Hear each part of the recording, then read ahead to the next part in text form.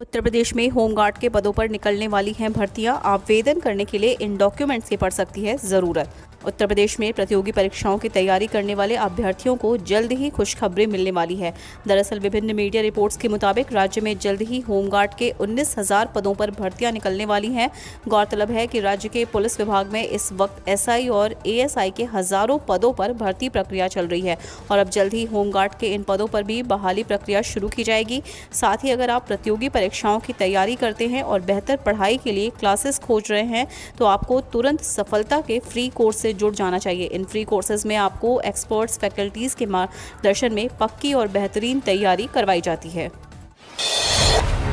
कल्याण सिंह को राजस्थान के राज्यपाल कलराज मिश्र ने दी श्रद्धांजलि। बोले, मैं उन्हें कभी भुला नहीं सकूंगा। भाजपा के दिग्गज नेता और यूपी के पूर्व सीएम कल्याण सिंह के निधन के बाद श्रद्धांजलि देने वालों का तांता लगा हुआ है। इस बीच यूपी की राजनीति में उनके सबसे खास रहे कलराज मिश्र ने उन्हें याद किया है और वर्तमान में राजस्थान के राज्यपाल की जिम्मेदारी निभा रहे मिश्र ने कहा कि कल्याण सिंह अक्सर लोगों से कहा करते थे कि कलराज रहेगा तभी तो कल्याण होगा। बता दें कि दोनों की यूपी में जबरदस्त जोड़ी थी। न्याय पाने की आस में 21 दिन से डीप फ्रीजर में रखा है बेटे का शव। अब प्रशासन ने दिया नोटिस। सुल्तानपुर जिले के कूरेभार क्षेत्र में न्याय की आस में एक पूर्व फौजी पिता ने अपने बेटे के शव को पिछले 21 दिनों से डीप फ्रीजर में रखा है।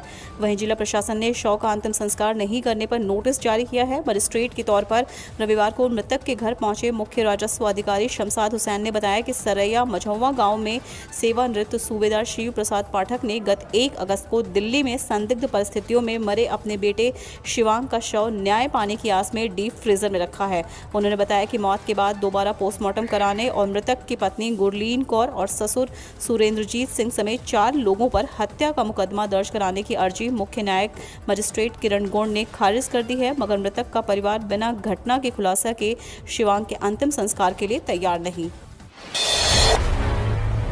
प्रोफेसर का दावा, तीसरी लहर ना के बराबर, अक्टूबर तक महामारी से मुक्त हो जाएंगे ये राज्य।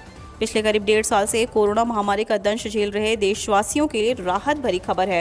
कानपुर आईआईटी के वरिष्ठ वैज्ञानिक पद्मश्री प्रोफेसर मणिन्द्र अग्रवाल का दावा है कि कोरोना संक्रमण की तीसरी लहर की आशंका अब ना के बराबर है।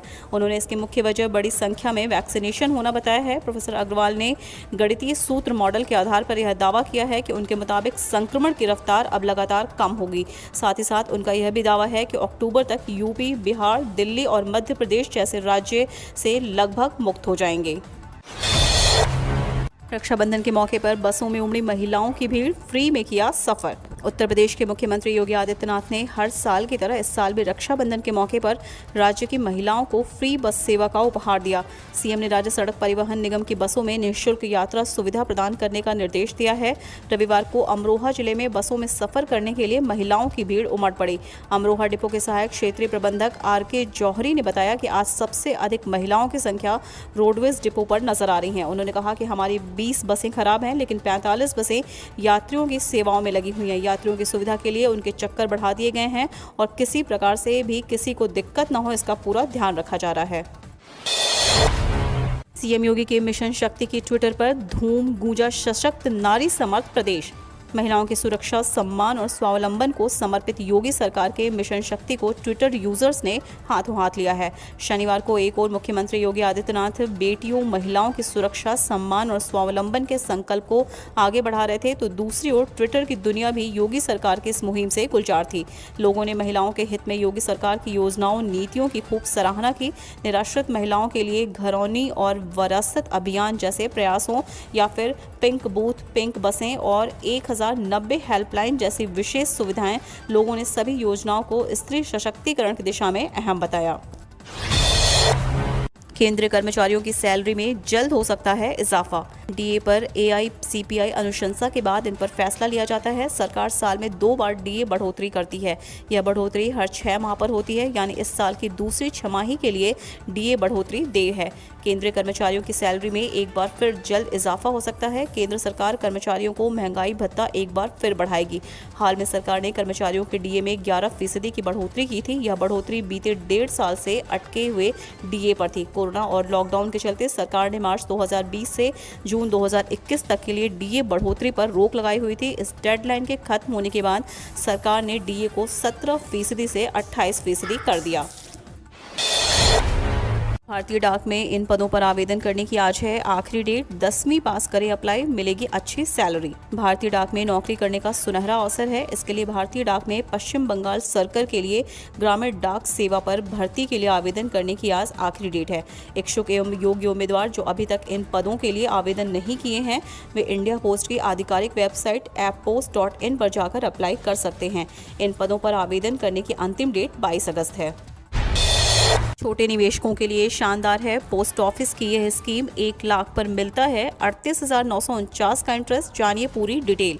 छोटे निवेशकों के लिए पोस्ट ऑफिस की योजनाएं हर लिहाजा से बेहतर मानी जाती हैं। पोस्ट ऑफिस की किसी भी स्कीम में निवेश करने पर आपका पैसा पूरी तरह सुरक्षित रहता है। यह सुविधा आपके गांव और मोहल्लों में उपलब्ध है। साथ ही कई योजनाओं में तो बैंक से बेहतर रिटर्न मिलता है। यह वन टाइम इन्वेस्टमेंट स्कीम है। आइए इसके बारे में विस्तार से जानते हैं।